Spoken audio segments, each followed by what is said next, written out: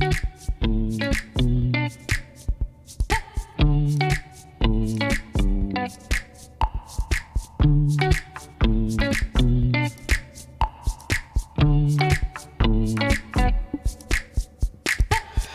et bienvenue, merci de nous retrouver sur la chaîne YouTube, la chaîne officielle de la place DTP. Je rappelle que c'est une grande tournée régionale qui s'arrête dans les principales villes de la région Centre-Val de Loire et qui promeut l'ensemble des acteurs des travaux publics. On parle beaucoup d'écoles, on parle beaucoup de formation, on va y revenir d'ailleurs dans cette émission. On parle bien sûr des entreprises qui recrutent, des besoins dans tous les champs d'activité, dans toutes les professions qui caractérisent les travaux publics. Cette nouvelle semaine commence donc ici à Blois, la magnifique ville de Blois dans le Loir-et-Cher, et nous sommes exactement au CFA BTP, Bâtiments Travaux Publics. L'ensemble de la direction du CFA a la gentillesse de bien vouloir nous recevoir ici avec la Fédération régionale des travaux publics, mais également aussi avec mes invités. Nous allons prendre une vingtaine de minutes pour parler de sujets très importants, toujours en lien avec les TP.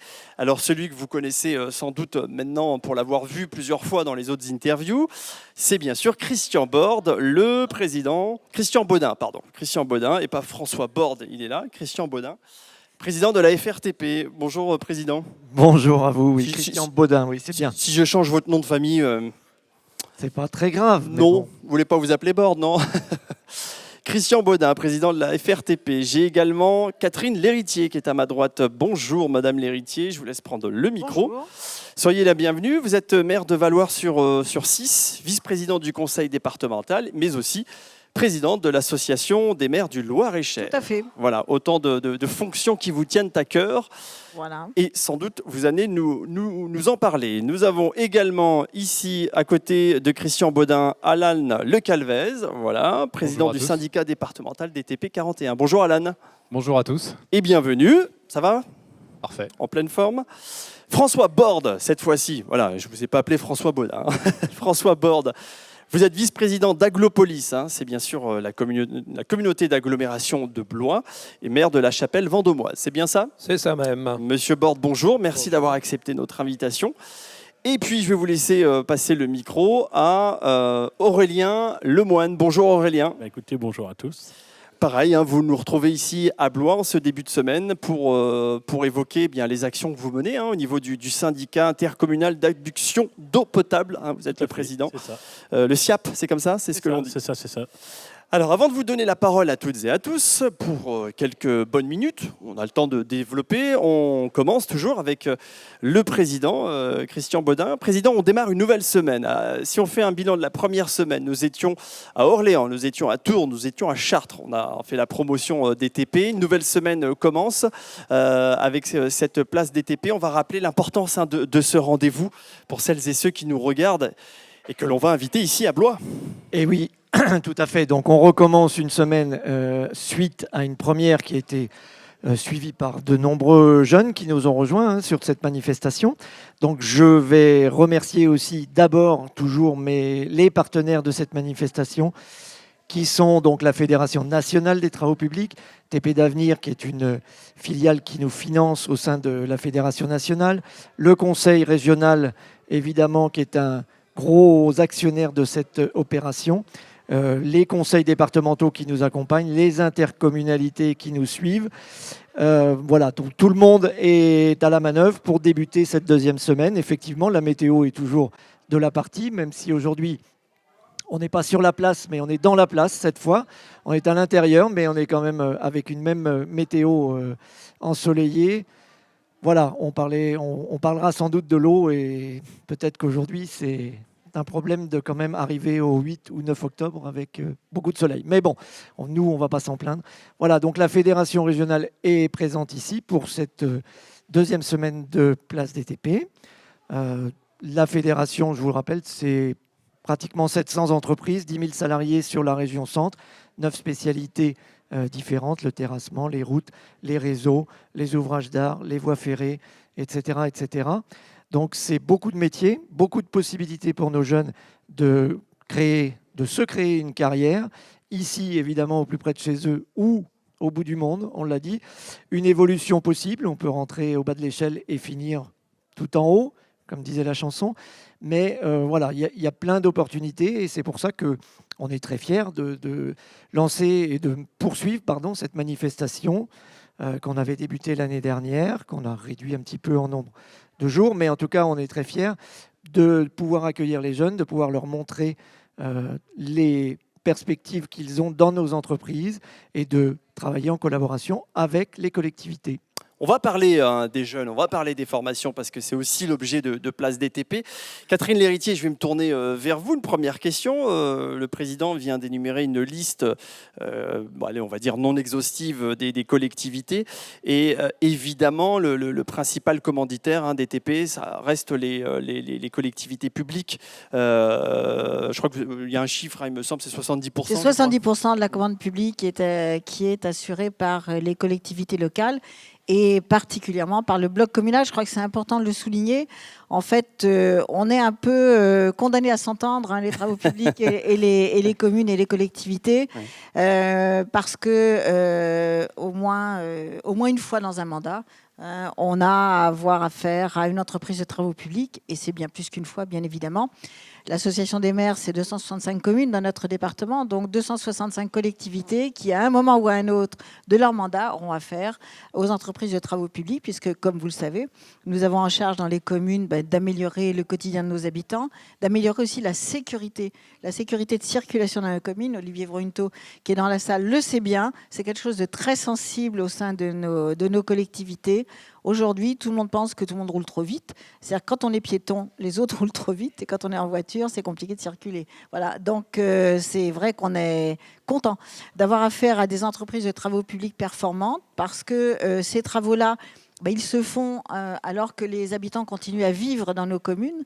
Et c'est important aussi qu'ils se fassent dans les meilleures conditions et dans la meilleure information de notre population. Donc c'est pour ça que c'est important aussi de tenir les échéances sur les chantiers. C'est quand on a annoncé que le chantier se terminait à telle date, c'est très compliqué d'expliquer que non, ça va se terminer un mois plus tard. Voilà.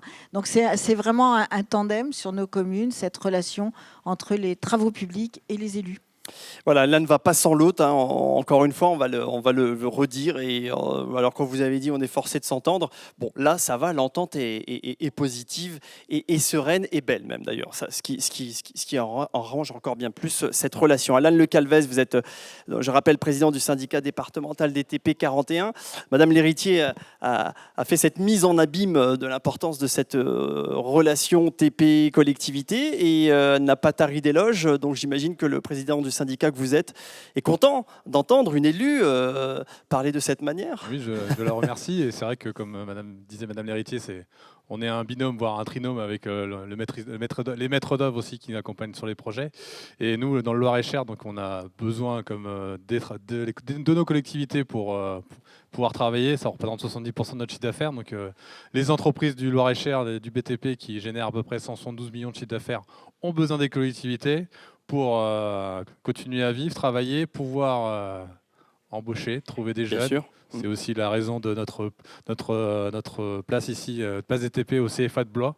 Donc je vous remercie le CFA de nous accueillir. C'est pour attirer nos jeunes, pour développer des formations, pour continuer, pouvoir répondre présent aux collectivités pour mener à bien ces projets. Et en tout cas, tout ça se passe bien, ça c'est sûr. On le dit, on le redit. Là encore une fois, François Borde, vous aussi, vous êtes maire de la commune de la Chapelle-Vendômoise. Ça fait, vous aussi, partie de votre pain quotidien, si je puis dire. Les TP, l'embellissement des villes, vous l'avez dit, Madame L'Héritier, sécuriser, fluidifier la circulation. Voilà, autant de sujets qui vous concernent. Alors, nous, à la Chapelle-Vendômoise, on a travaillé ça déjà depuis un certain temps. Bien sûr. On a eu la chance d'avoir les villages refaits il y a une bonne dizaine d'années. Cœur de village, c'était l'opération. Donc, fluidifier, améliorer le cadre de vie. On l'a déjà fait. Vous l'avez anticipé déjà. Et tout le monde en est réjoui. C'est très bien. Bon, effectivement, la vitesse, que ce soit dans nos villages ou dans n'importe quel village ou sur n'importe quelle route, on aura toujours des personnes, je ne vais pas être mal poli, mais... en tout cas, des automobilistes pas contents de rouler à 30, par exemple. Tout à fait. Donc, ils sont très pressés et Voilà. Donc ça, c'est connu dans nos communes. Et au niveau de l'agglo, nous avons également des compétences, Bien sûr. voirie communautaire, l'assainissement, l'adduction d'eau aussi pour certains secteurs. Donc on travaille toujours dans ce sens-là. Et ça, c'est Voilà. quelque chose à décrypter, votre communication non verbale, votre visage, François Borde. Le sentiment que c'est un domaine qui vous plaît, enfin en tout cas que vous aimez, voilà, cette relation avec les TP, travailler sur l'embellissement de la ville, améliorer la vie des citoyens. Ça prend tout son sens quand on est maire. Ça prend tout son sens et c'est lorsque les habitants voient ce qui a été fait et qui en sont contents aussi. Alors ça râle toujours pendant, hein, parce qu'on se Et dit... voilà. voilà. Mais une fois que les travaux sont réalisés, généralement on vient vous voir en disant Monsieur le maire, vous avez bien Alors, fait. c'est pas obligatoirement les gens de la commune même. C'est souvent des gens des communes aux alentours. Alors même Parce M que- apostrophe à IME ou... Car c'est jamais bien dans sa propre commune et le maire n'en fait jamais assez, c'est Ouais. bien connu. Ouais. Voilà. Mais enfin, toujours est-il que vous œuvrez quasiment au quotidien. Là, je vais donner la parole à présent à Aurélien Lemoine, le président du SIAP. Donc, c'est le syndicat intercommunal d'adduction d'eau potable. Vous venez d'employer ce terme adduction, Monsieur Borde. Là, vous jouez un rôle aussi très important à votre niveau, Aurélien Lemoine, puisque vous allez permettre justement les travaux sous terre, changer les canalisations lorsque la durée de vie est arrivée à échéance, et surtout vous participez à limiter considérablement, voire éviter les déperditions d'eau. Vous avez un rôle majeur dans tout ça. Oui, c'est ça. Enfin, je pense qu'on a tous un rôle majeur. L'idée, c'est de tous se coordonner parce que des aménagements de villages, on en a tous besoin dans nos villages respectifs. Le tout, c'est que ce soit beau sur le dessus, c'est bien, mais c'est qu'il faut qu'on évite de le recasser pour refaire le dessous plus tard, quoi.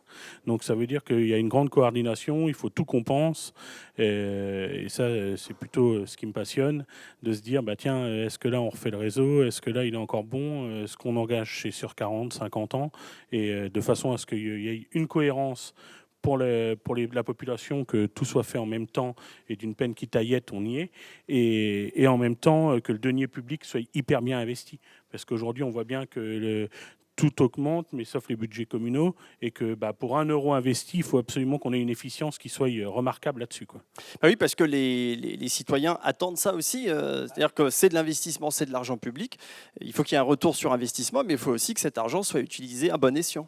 C'est ça. Donc, je pense que c'est là qu'on peut tous, et je dirais qu'en ruralité, c'est quand même beaucoup plus simple, parce que dès qu'on évite tous les partis politiques, je trouve qu'on se cause beaucoup mieux. Et au moins, on peut tous se mettre autour de la table, que ce soit des présidents d'adduction potable, que ce soit des communes, que ce soit des comcom, que ce soit des agglos. Et on est tous des élus de terrain. Et à un moment, on se met tous autour de la table en disant, tiens, on a un projet là, toi dessous, ok, toi au-dessus après, etc. Et tout se coordonne. Je pense aussi Sidel qui a un rôle majeur sur l'électrification dans le département, qui fait des enfouissements aussi de réseaux, et tout ça, ça a du sens, ça contribue à l'embellissement aussi général à la fin. Et donc, mais l'avantage, c'est quand on est tous des élus locaux et qu'on se côtoie tous, pas toutes les semaines, mais tout du moins tous les mois, c'est hyper facile pour moi de réussir à faire la colle et de réussir à ce que tout le monde aille dans le même sens, quoi. Créer ce lien et ce liant, finalement. Oui, c'est ça. Je considère toujours ma fonction d'élu comme un metteur d'huile. En fait, on arrive à mettre de l'huile dans un rouage de façon à ce que ça puisse se fluidifier et que ce soit aussi simple et compréhensible pour la population derrière, plutôt que de dire on met des bâtons dans les roues de vélo, quoi. Et faire de la pédagogie beaucoup. Voilà, c'est c'est ça. Expliquer les travaux, la nature des travaux, ça, les pour enjeux. moi, c'est primordial. Je sais que les réunions de chantier, moi, commencent toujours par une réunion publique, et souvent je la fais dans un garage d'un habitant au plus près. Ou dans un hangar d'un agriculteur dans le hameau qui est concerné, parce que les gens, il y a toujours une bonne excuse pour pas venir, c'était loin, c'était un soir, c'était ceci, c'était cela.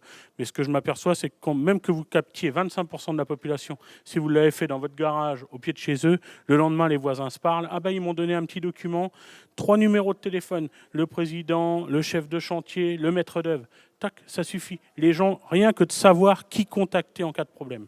Au moins, on distille l'information. Christian Baudin, être proche du grand public, parler, faire de la pédagogie, ça aussi, ça fait partie des prérogatives de la FRTP que vous représentez. Complètement, et c'est ce qu'on apprend aussi à nos responsables d'encadrement de chantier, parce qu'effectivement, eux sont la vitrine de l'entreprise, mais sont les premiers au contact des habitants, des communes qu'on traverse ou des communes dans lesquelles on travaille.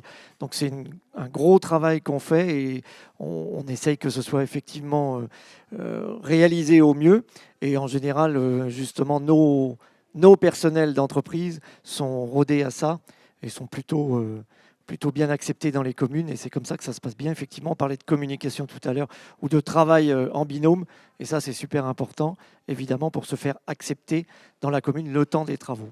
Le relationnel, voilà le maître mot, développer le sens du relationnel. On va parler à présent à 12h15 et pour quelques minutes du volet formation, parce que qui vous tient toutes et tous à cœur. Madame l'héritier, vous aussi, la formation, c'est un domaine sur lequel il faut miser, il faut accompagner les entreprises, les écoles. Là, à l'instar du rendez-vous aujourd'hui de Place DTP au CFA BTP, voilà, plus que jamais aussi les collectivités doivent soutenir toutes les filières pour trouver et former ces jeunes et qui demain puissent occuper les postes à pourvoir.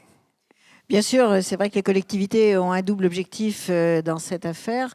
C'est effectivement d'avoir les salariés qui vont bien pour exercer et réaliser les travaux dont nous avons besoin. C'est aussi maintenir la population jeune dans notre département. C'est important. Vous savez que le département, là j'utilise une autre casquette, ma casquette de vice-présidente du conseil départemental, oui, a créé une agence d'attractivité pour valoriser tous les atouts de notre département. Et je suis ravie de voir aujourd'hui tous les organismes de formation présents et accueillant des jeunes pour leur expliquer les bienfaits de cette formation. Et ce que j'ai observé là dans la visite que nous avons fait de ce salon, c'est d'exposer le parcours dont peuvent bénéficier les jeunes, c'est-à-dire commencer à un certain niveau, mais pouvoir poursuivre une progression et un déroulement de carrière au sein du BTP. Je pense que ça, c'est tout à fait important de pouvoir leur donner cette perspective-là. Mais c'est aussi la nécessité de les convaincre de continuer à travailler en Loir-et-Cher. Donc si on est bien formé en Loir-et-Cher, je pense qu'on a plus de chances, et si on est formé notamment en alternance, je pense qu'on a plus de chances de rester sur le territoire que d'aller ailleurs. Voilà, donc je pense que c'est important. La stratégie de faire en sorte qu'ils restent dans le département et pas ailleurs. Exactement. C'est-à-dire garder les forces vives chez nous, exactement, sur notre territoire. Exactement, c'est important pour nous aussi, collectivité. Et François Borde, vous abondez dans le sens de Madame Catherine l'héritier. Garder les talents ici dans le département. Tout à fait, puis c'est la population de nos villages aussi, pour conserver des villages vivants. Et c'est aussi important. Je rebondirai, on a parlé beaucoup d'adduction d'eau et, oui, on parle des jeunes aujourd'hui. Je pense que les jeunes qui travaillent aujourd'hui aussi ont une sensibilité à l'eau et aux fuites d'eau. Il faut quand même savoir que demain, l'eau va être très chère. Donc autant aujourd'hui travailler là-dessus sur les fuites pour conserver le maximum de notre potentiel dans nos fonds de terre. Bah, voilà. sûr, donc ouais. Je pense que c'est aussi un élément qui peut permettre aux jeunes d'être plus sensibles à ce genre de travaux et qui ne les embête pas. C'est sûr que les questions environnementales, les jeunes sont très très impliqués et soucieux de la préservation de l'environnement. C'est là où vous, en tant que président du syndicat, vous avez un rôle déterminant, Aurélien. Outre le fait qu'on change les canalisations, mais on participe au respect de l'environnement parce qu'on ne peut pas continuer avec des fuites d'eau. C'est totalement ça en fait. Et puis moi, j'ai plaisir à voir les entreprises de TP arriver avec des jeunes qui sont là en apprentissage, etc. Parce que j'essaye de suivre beaucoup les chantiers en étant sur le terrain, de mettre mes bottes et puis d'aller avec eux dans les tranchées. Ça a tendance un peu à m'amuser. Et en plus de ça, le bonheur pour moi, c'est quand le matin, j'ai prévu d'emmener les croissants aux gens de chantier et que j'arrive à la boulangerie de mon village et que par contre, ces gens de chantier sont en train d'acheter leur pain, leur croissant ou leur dessert pour le midi pour manger. Parce que du coup, je me dis doublement, moi, ça me fait plaisir de leur offrir les croissants de mon village parce qu'ils sont sur le chantier. Mais eux, ils font vivre mon village rien que par le chantier. Et en plus de ça, quand on a une entreprise locale qui est là, ça veut dire que on met 1 euro dans l'entreprise locale. Mais finalement, on va payer ces salariés qui vont héberger dans nos villages et qui vont faire vivre nos commerçants de nos villages. Et même pendant le chantier, doublement. Et donc là, du coup, pour moi, c'est un réel plaisir quand je les croise et puis que je leur dis, les gars, achetez pas les croissants ce matin, c'est pour moi. Mais par contre, ils ont acheté leur sandwich, leur petite canette d'eau et leur part de flan. Mais en attendant, le boulanger, il est content parce qu'en 4 mois, il a 10 personnes qui, tous les midis, sont venues acheter un sandwich. C'est l'économie locale. On privilégie l'économie locale. C'est un cercle vertueux, finalement. C'est ça. Avant de donner la parole pour la conclusion au président de la FRTP, on va parler avec Alain Le Calvez rapidement de tout ce qui a été dit. Un petit résumé. Je ne vais pas vous demander de résumer tout ce qui a été dit, mais parce qu'il y aurait beaucoup de choses à dire. Mais, on a parlé formation, on a parlé de préservation d'eau. Voilà autant de sujets aussi que le syndicat que vous représentez est très sensibilisé à ces questions-là. Oui, pour formation, après, voilà, comme le résumé, c'est en gros, tout le monde a besoin des uns des autres pour travailler, pour avancer, pour mener à bien vos projets pour nous, pour pouvoir travailler. On a aussi besoin des jeunes pour intégrer nos entreprises et donc pour pouvoir vous satisfaire dans vos futures opérations. Donc là, si j'ai un message à faire passer aux jeunes qui nous écoutent, c'est de venez dans les travaux publics. C'est pas forcément une profession qui est très glorifiante, mais où vous pouvez avoir de l'avenir.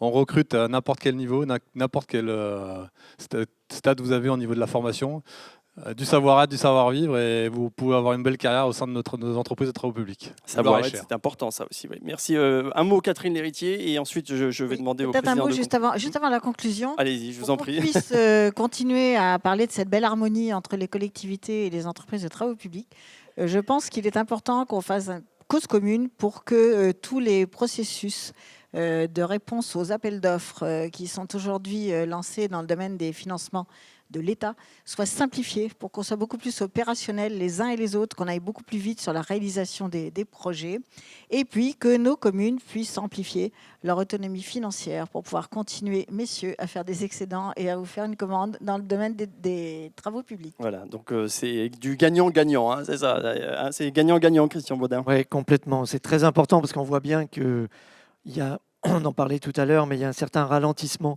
de la commande publique, et ce n'est pas de la volonté des élus de lancer des projets, c'est effectivement la complexité ou la longueur de la procédure d'appel à candidature, etc. On a l'impression que, quelque part, volontairement, on rallonge le délai et que, au final, il se passe un peu moins de choses.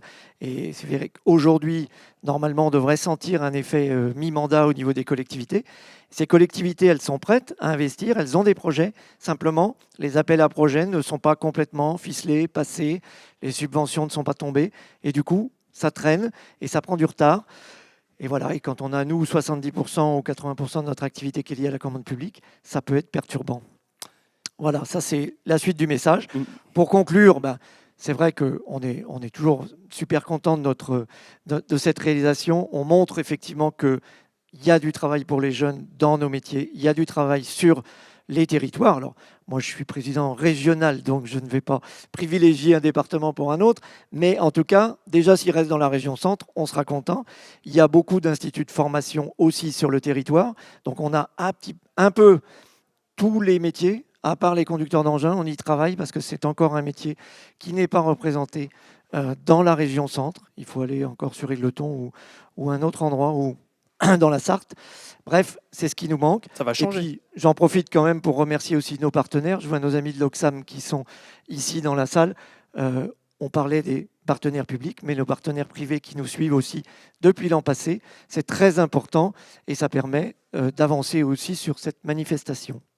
Merci Christian Baudin, président de la FRTP. Merci également à Catherine Lhéritier, maire de Valloires-sur-Cisse, et bon nombre aussi de fonctions, mais en tout cas on sent la passion. Merci à François Borde, maire de la Chapelle-Vendômoise et vice-président d'Aglopolis. Merci aussi à Aurélien Lemoine, président du SIAP. Merci d'avoir été là. Et puis nous n'oublierons pas non plus Alain Le Calvez. Merci d'avoir répondu à cette invitation, président du syndicat départemental des DP 41, que l'on peut tous applaudir. Merci. Ils ont eu la gentillesse de prendre un peu de temps de leur agenda bien chargé pour évoquer cette place DTP 2023 qui continue sur l'ensemble de nos réseaux sociaux et bien sûr sur cette chaîne YouTube. Donc nous vous invitons à revisionner cette interview autant de fois que vous le voudrez. Merci, passez une bonne journée, puis pensez à venir nous voir ici au CFA BTP à Blois. Merci.